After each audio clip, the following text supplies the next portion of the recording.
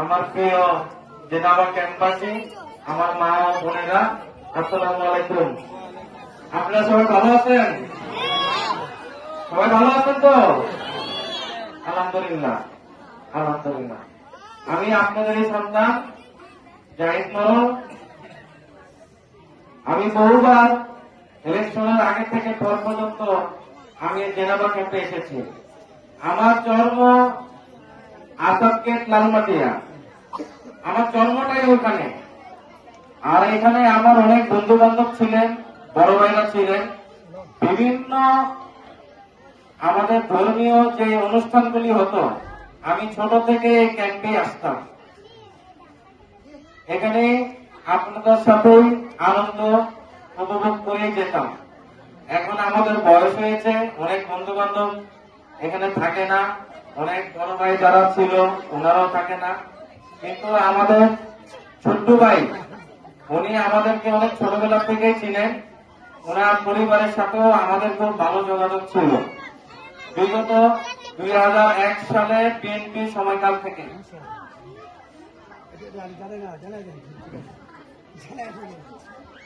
ছোট্ট ভাই এখানে আমাকে প্রধান অতিথি করে এনেছে, আপনাদের সামনে দাঁড় করিয়েছে। এই জন্য ছোট্ট ভাইকে আন্তরিক শুভেচ্ছা ও অভিনন্দন। আমাদের সরকার গঠন হওয়ার আগে আমাদের প্রতিশ্রুতি ছিল এই জেনাবা ক্যাম্পে, মোহাম্মদপুরে 6টা জেনাবা ক্যাম্পে যারা এখানে আমাদের মা বোনেরা ভাইরা আছে তাদেরকে আমরা সর্বাত্মক সহযোগিতা করব ও রাষ্ট্রীয় যে আমাদের সহযোগিতাগুলি আছে আমরা বেশিরভাগ জিনিসই আমরা জেনাবা ক্যাম্পে দেওয়ার জন্য আমরা আগে প্রতিশ্রুতি নিয়েছি। তারই ধারাবাহিকতায় আমাদের বর্তমান এমপি জনাব ববিআজাদ সাহেব আপনাদের দিকে খুব সুন্দর দৃষ্টি রেখেছেন ও সরকারের তরফ থেকে যেই সহযোগিতা আসবে সর্বপ্রথম আপনারা এটাই উপভোগ করবেন। আমরা চাই এই মোহাম্মদপুরে যে 6টা জেনাবা ক্যাম্প তারা খুবই খুবই কষ্ট করে থাকতেন। আমি যখন ছোট ছিলাম তখন 2তলা 3তলা 4তলা ছিল না, সবই একতলা ছিল, টিন সেট ছিল, আরো খারাপ অবস্থা ছিল। এখন সময়ের পরিপ্রেক্ষিতে এখানে জনসংখ্যা বেড়েছে, 5তলা 6তলাও বিল্ডিং হয়েছে। যাক, তারপরে আমি মনে করি তার চেয়ে বেশি জনদুর্ভোগ এখন হয়, কারণ এখানে ফুয়ারের লাইনের সমস্যা, পানির সমস্যা, কারেন্টের সমস্যা, বেশি মানুষ থাকাতে এখানে সন্ত্রাসীও সমস্যা।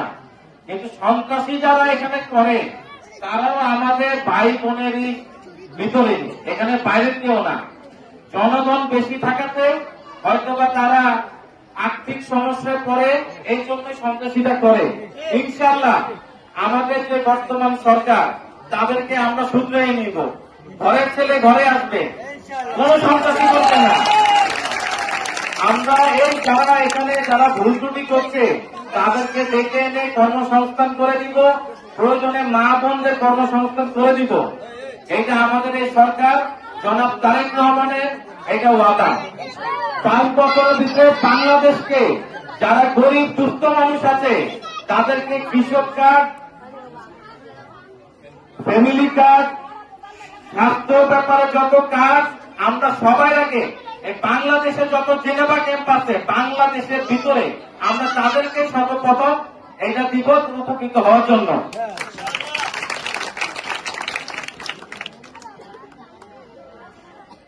আর মহরম আমাদের ধর্মের একটি গুরুত্বপূর্ণ রাত, 10ই মহরম। আমি যতটুকু জানি এই মহরম মাসেই এই পৃথিবী ধ্বংস হবে, আমি যতটুকু জানি। আসলে এই 10ই মহরম কি কি হয়েছে পৃথিবীর ভিতরে এটা কিন্তু আমরা সবাই কম বেশি জানি। ইমাম হাসান হোসেনের কাহিনী, আমাদের নবীজির কাহিনী আমরা সবই জানি। আর সবচেয়ে যেটা হলো, আমি মাদ্রাসা থেকে মেট্রিক ইন্টার মানে আলেম দাখিল পাস করেছি। এর বিষয়ে আমাদের আলেম দাখিল, আমাদের যেখানে ইমাম সাহেব বা এখানে যারা মৌলভী সাহেব আছেন তারা কিন্তু জানে দাখিল আলেম পাস করতে হলে কতটা হাদিস কোরআন পড়ে পাস করতে হয়। অনেক কঠিন বিষয় এটা, তারপরে আর আমি করতে পারিনি।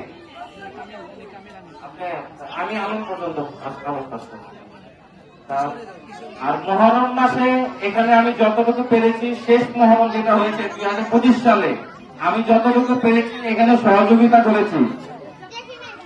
আমি এমপি সাহেবকে বলেছি এখানে মেডিকেলটা আমাদের খুবই দরকার, যেমন চোখে চর্মরোগ, বাচ্চাদের শরীরে চর্মরোগ, হাঁপানি, যক্ষ্মা, এখানে যতগুলো আমাদের আশেপাশে মেডিকেল আছে সরকারি, এখানে এসে যেন মাসে একবার হলেও আপনাদেরকে এখানে এসে যেন সেবাটা দিতে পারে, সাথে বিনামূল্যে ওষুধও দিতে পারে।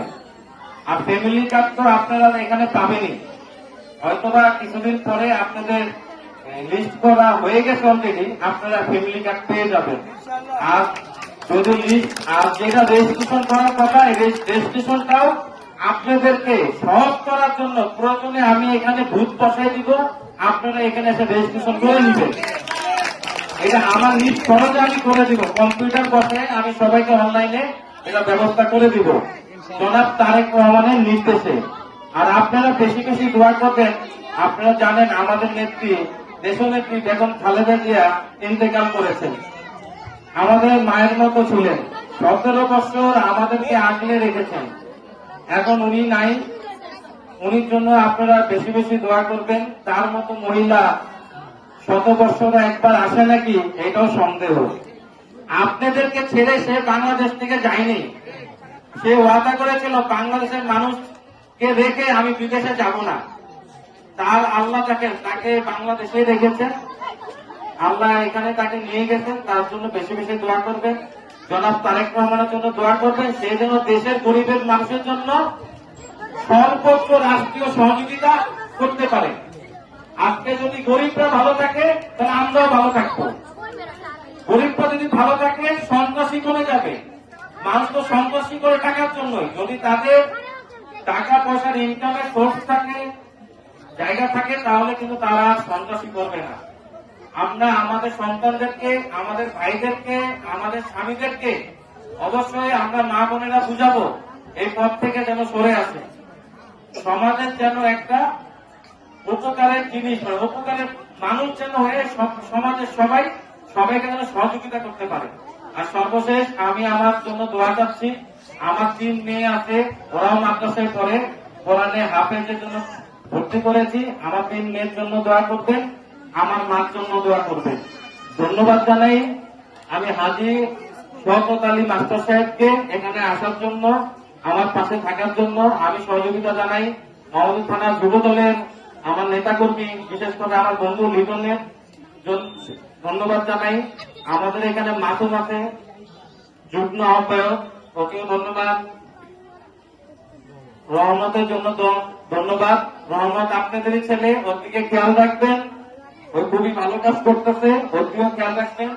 আর ছোট্ট ভাইকে বলবো এরকম ভালো কাজ যদি হয় আমাকে অবশ্যই আপনারা জানাবেন। আমি আপনাদের যে কোনো কাজে আমি আছি।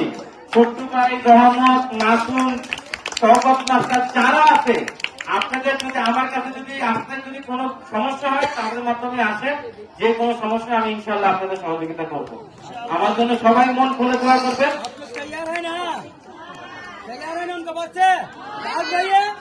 आप लोग का जो खाए जाते एक्चुअली इधर भी है भाई, खुले थे हमारे फ्लोर आसान समय इंशाल्लाह समय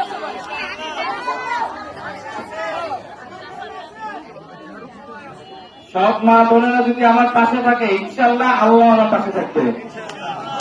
সবাই আমার জন্য দোয়া করবেন। আসসালামু আলাইকুম।